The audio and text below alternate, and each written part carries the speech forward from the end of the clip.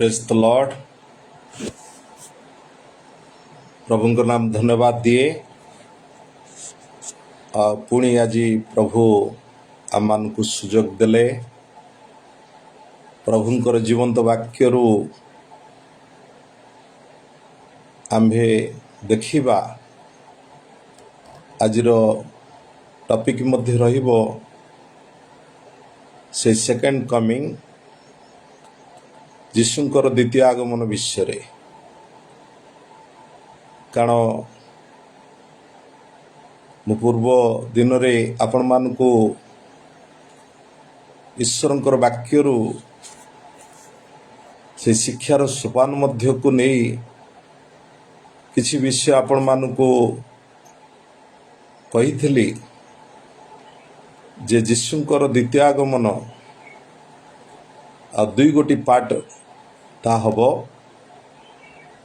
आमाने से विषय रे काली मध्य अनेक विषय शुणुले। प्रभु वर्तमान जो आसीबे मेघमाला रे से तांकर साधु सन्थ मानक सहित से आसुचंती आ सेटा गुप्त आगमन बजा कि बाइबल प्रकाश करे। तापर आम माने देखुचे प्रभु पुणी ये जगत मध्य रे आउ पुणी सेकेंड टाइम पुणी आसीबे तांकर राजत्व रहिबो। आम माने तारि विषय अनेक आलोचना करिबा। अति गुरुत्वपूर्ण विषय वाक्य रे समस्त गुप्त विषय लुचि रही ता निश्चित भाव रे आम को जानिया आवश्यकता रही। कारण बाइबल प्रकाश करे प्रिपेरेशन काले आम माने शुणुथिले प्रस्तुतिकरण जड़े ख्रीष्टीय जीवन रे निहाती भाव आवश्यकता रही। कारण preparation always wait for the second coming of Jesus Christ. आमे तले प्रस्तुति मध्य रहिबा। प्रस्तुतिकरण माने कौन? प्रभुंकर द्वितीय आगमन को प्रिय ज्ञान करिबा। प्रभु आसीबे आमान पाखरे गोटे कॉन्फिडेंस रहिबा दरकारे। कारण से आसुचंती तांकर सतीकन्या रूपक मंडली पाई। ये मंडली के से कौन करिवे आ से नवा पे आसुचंती। से दूतमान को सहित आसीबे साधु सन्थ मान को सहित आसीबे। सेति पाई बाइबल प्रकाश करे प्रिपेरेशन कारण hungry for the gods word. आमे ईश्वरंकर वाक्य प्रति ए अंतिम समय आमान को जागृत हवा पे पड़िबो। ईश्वरंकर वाक्य प्रति आमाने आमान पाखरे गोटे तृषा रहिबा क्षुधा रहिबा आवश्यकता रही। कारण प्रिपेरेशन होची एवरीडे प्रत्येक दिन आमाने ईश्वरंकर सहभागितारे फेलोशिप विथ गॉड आमानकर व्यक्तिगत जीवन को अतिबाहित करिबा संबंध स्थापन करिबा। आमानकर संबंध ईश्वरंक सहित रहिबा आवश्यकता रही। तेणुकरी आज आमे आ गोटे विषय देखिबा जे प्रभुंकर ये जो द्वितीय आगमन हबो। तेणुकरी से आसबे बाइबल प्रकाश करे मार्क 13 अध्याय 26-27 पद को आम जो देखा सेठी गोटे महिमा विषय लिखाई गॉड्स ग्लोरी। कारण ईश्वरंकर पुत्र से जेते बेले आउ से आसुचंती ବାଇବେଲ ପ୍ରକାଶ କରେ ସେତେବେଳେ ମନୁଷ୍ୟ ପୁତ୍ରଙ୍କୁ ମହାପରାକ୍ରମ ମହାମହିମା ସହ ମେଘମାଳାରେ ଆଗମନ କରିବା ଦେଖିବେ।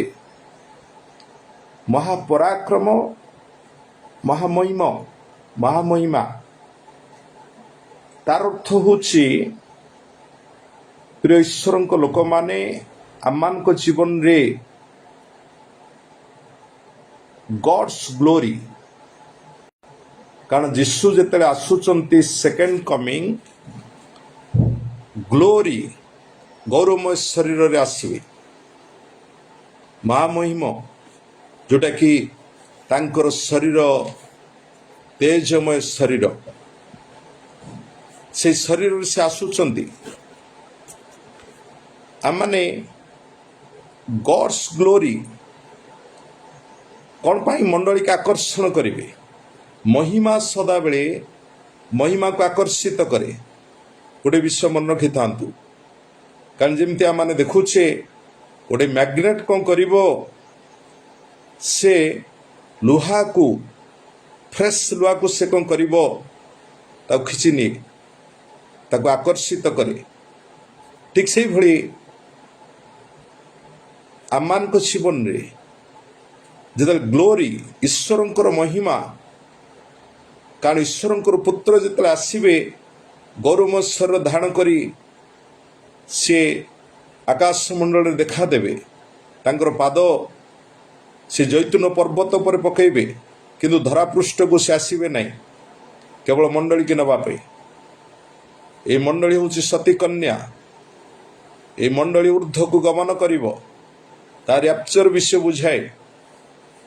ଏଇଠି ଆମମାନଙ୍କ ଜୀବନରେ ଆମମାନେ ମଧ୍ୟ ସେଇ ମହିମାରେ ପ୍ରଭୁଙ୍କର ସେଇ ସେକେଣ୍ଡ କମିଂ ବା ତାଙ୍କର ଦ୍ୱିତୀୟ ଆଗମନରେ ଆମେ ଭାଗ ନେବା ପାଇଁ ତାହେଲେ ମୋତେ କ'ଣ କରିବା ପାଇଁ ପଡ଼ିବ? କାଲି ଆମେ ଶୁଣୁଥିଲେ ପ୍ରିପାରେସନ୍। ୱିଦାଉଟ୍ ପ୍ରିପାରେସନ୍ ଆମମାନେ ର୍ୟାପ୍ଚରରେ ପାର୍ଟିସିପେଟ୍ କରିପାରିବା ନାହିଁ।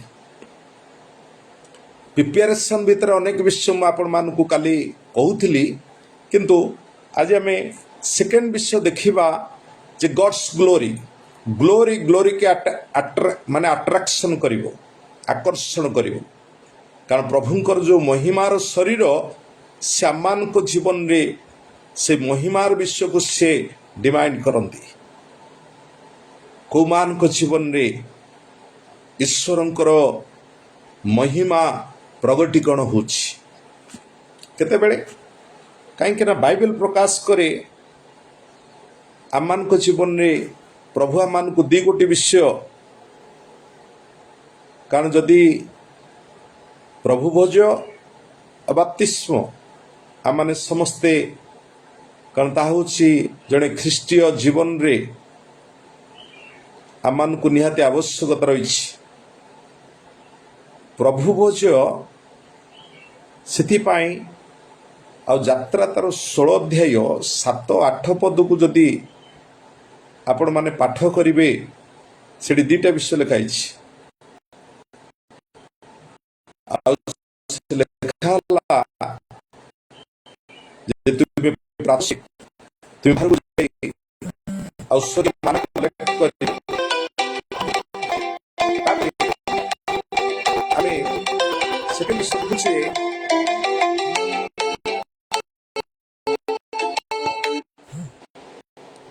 ଦେଖୁଛେ ଲୋକମାନେ ଏଠି ମାନା ଭକ୍ଷଣ କରିବା ଦ୍ୱାରା ଈଶ୍ୱରଙ୍କର ମହିମା ବା ଈଶ୍ୱରଙ୍କର ତେଜ ଆମ ଶରୀର ଉପରେ ପ୍ରକାଶିତ ହୁଏ। ଖ୍ରୀଷ୍ଟଙ୍କର ଆଗମନ ଆପଣଙ୍କ ଶରୀର ଉପରେ ଈଶ୍ୱରଙ୍କର ମହିମା ତେଜ ଯେତେବେଳେ ପ୍ରକାଶିତ ହୁଏ, ତାପରେ ସେକେଣ୍ଡ ବିଷୟ ହେଉଛି ପ୍ରଭୁ ଭୋଜ। ଆମେ ଯେତେବେଳେ ପ୍ରଭୁ ଭୋଜ ନେଉଛେ, ପ୍ରଭୁ ଭୋଜ ଆମମାନଙ୍କ ଶରୀରକୁ କ'ଣ କରେ? ଟ୍ରାନ୍ସଫର୍ମେସନ୍ କରେ। ଆମେ ଖ୍ରୀଷ୍ଟଙ୍କର ରକ୍ତ ମାଂସକୁ ରକ୍ତ ମାଂସର ଅଂଶୀ ହେବାର କାରଣ ହେଲା ଯେଉଁଟା ଯୀଶୁଖ୍ରୀଷ୍ଟଙ୍କ ଶରୀର ତାଙ୍କ ରକ୍ତକୁ ଆମମାନେ ଯେତେବେଳେ ମେଜର ଅଂଶୀ ହେଉଛେ ତାର ଅର୍ଥ ହେଉଛି ଆମମାନଙ୍କର ଶରୀର, ଯେଉଁଟାକି ସାଧୁପ୍ରେରିତ ପାଉଲ ଲେଖିଲେ ପ୍ରଥମ କରନ୍ଥୀ 15 ଅଧ୍ୟାୟ 53-54 ପଦ ଲେଖା ହେଲା, କ୍ଷୟ ଶରୀର ଆଉ ଅକ୍ଷୟ ରୂପ ବସ୍ତ୍ର ମର୍ତ୍ତ୍ୟ ଶରୀର ଉପରେ ଅମରତା ରୂପକ ବସ୍ତ୍ର ପିନ୍ଧିବା। ମାନେ ତାର ଅର୍ଥ କ'ଣ? ଏ ଶରୀର, କାହିଁକି ନା ଆମେ ସ୍ୱର୍ଗକୁ ଯିବା ପାଇଁ ହେଲେ ବାଇବେଲ ପ୍ରକାଶ କରୁଛି ଏ ପାର୍ଥିବ ଜଗତରୁ ଆମେ କିଛି ନେଇକି ଯିବାନି। କେବଳ କ୍ଷୟ ଶରୀର ଉପରେ ଆଉ ଅକ୍ଷୟତା ରୂପକ ବସ୍ତ୍ର ପରିଧାନ କରିବାକୁ ପଡ଼ିବ। ମର୍ତ୍ତ୍ୟ ଶରୀର ଉପରେ ଅମରତା ରୂପକ ବସ୍ତ୍ର ପରିଧାନ କରିବାକୁ ପଡ଼ିବ।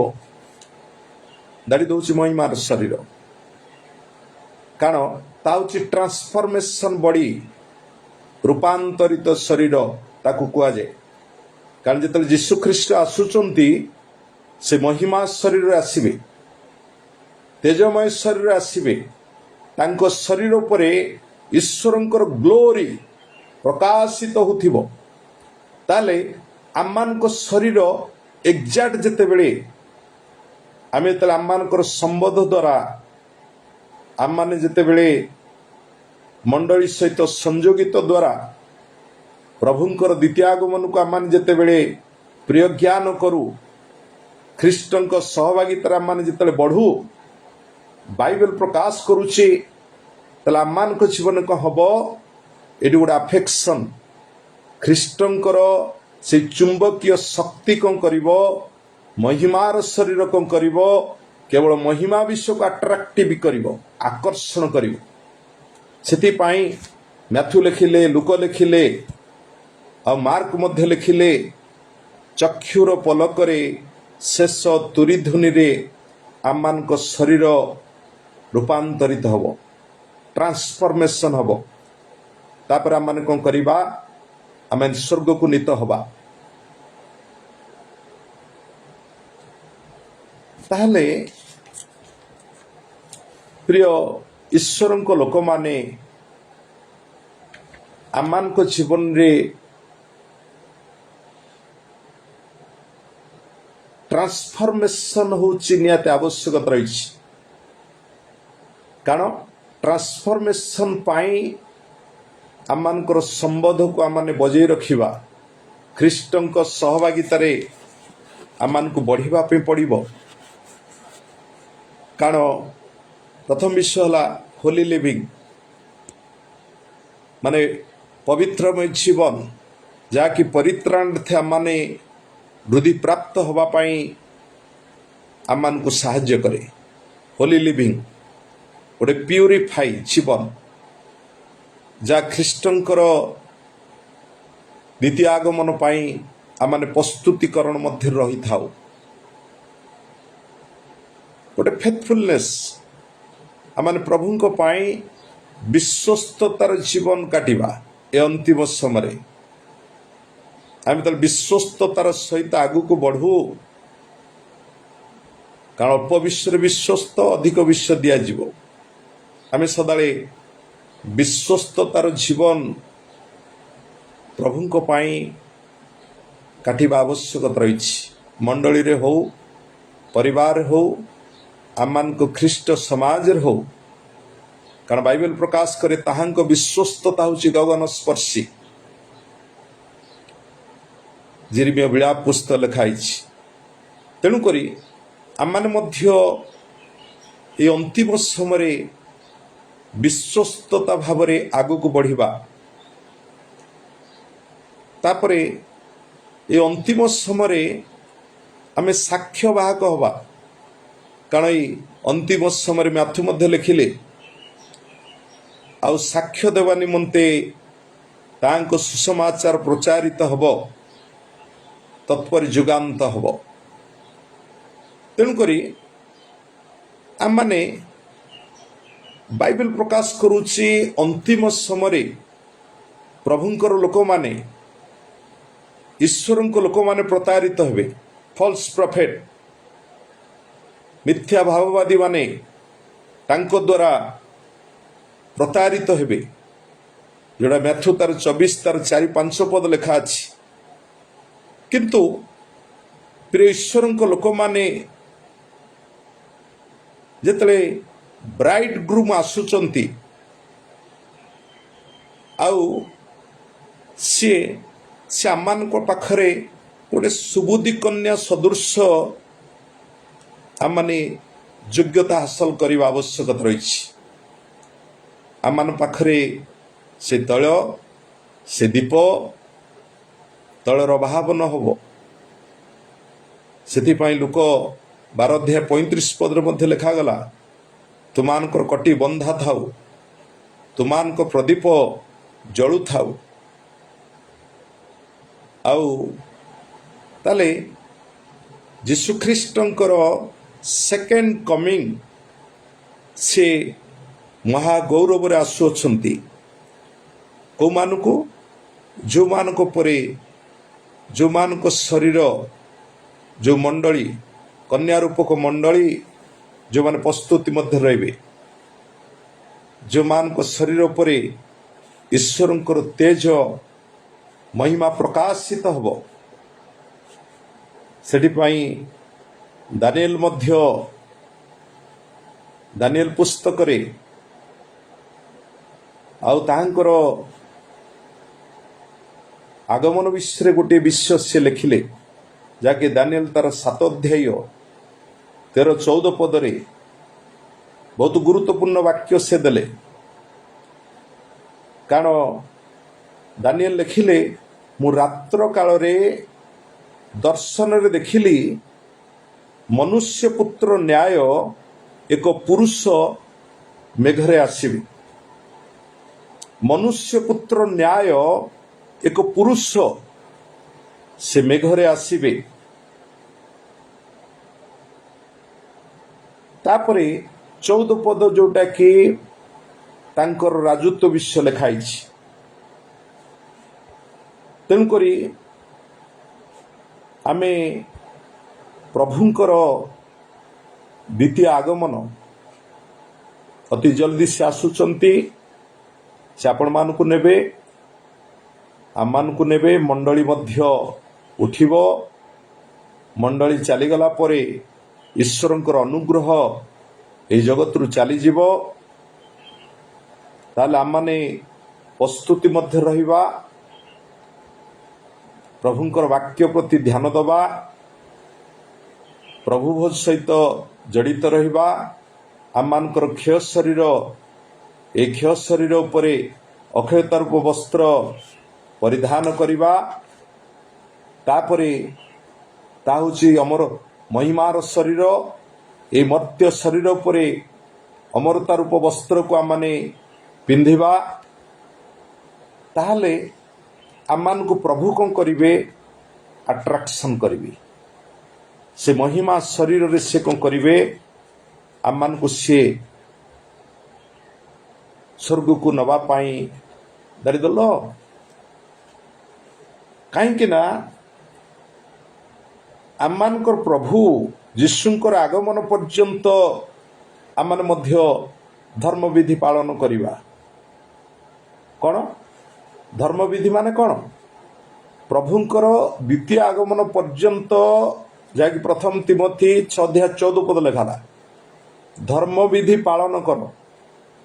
धर्म विधि रे रहिला सदा बेले it is the gods instruction. कौन गॉड्स इंस्ट्रक्शन ता रहिला आम माने निष्कलंक अनिंदनीय हवा। आम व्यक्तिगत जीवन को बुझाए कारण एटा होची गॉड्स इंस्ट्रक्शन पालन करने आवश्यकता रही। तेणुकरी ईश्वरंकर महिमा जेतेबेले आम माने कारण उत्तम स्थिति रे आम मानक रखी थाए। ईश्वरंकर महिमा जेतेबेले प्रकाशित हुए कारण यात्रा तेतीस अध्याय जदि आपण माने देखिबे 18-19 पदरे आउ सेठी मूसा गोटे विषय कहले, हे ईश्वर तुम्हें अपना महिमा मते देखाओ। सेठी बाइबल प्रकाश करुची गॉड्स ग्लोरी जिते प्रकाशित हुए तेल आम मैंने कौन करवा, परमेश्वर आम मान को उत्तम स्थिति रखि थांती, परमेश्वर आम मान सहित गमनान करि थांती, आ परमेश्वर ताहंको दया अनुग्रह रे आम मान को परिपूर्ण करि थांती। ताला आम मानकर व्यक्तिगत जीवन रे आमे सदा बेले प्रभुंको सहित ए द्वितीय सेकेंड कमिंग प्रभुंकर जो तांकर सेकेंड कमिंग होउची आम माने कोन करबा, प्रभुंको पाई प्रिपेरेशन मध्य रहिबा आवश्यकता रही। कारण जद्वारा आम माने से रैप्चर आमे पार्टिसिपेट होई परिबा। तो धन्यवाद आपण माने भल पाइबा मते देइछंती। निश्चित भावरे ईश्वरंकर वाक्य आमे स्वल्प समय मध्य अल्प अल्प करी ईश्वरंकर वाक्य को आमने अधिक ध्यान दबा, आ ईश्वरंकर वाक्य रे जहा किछि लुचि थिबा विषय उक्त विषय को ईश्वर कहले अंतिम समय आमे प्रकाश करिबा। तेणुकर आमे तार विषय रे अधिक ज्ञान अर्जन करिबा। धन्यवाद। आमे पुणी काली आ ठीक 6टारू आमाने प्रभुंकर से जीवंत वाक्य को सुनिमा। Praise the Lord. प्रभु समस्त आशीर्वाद करंतु।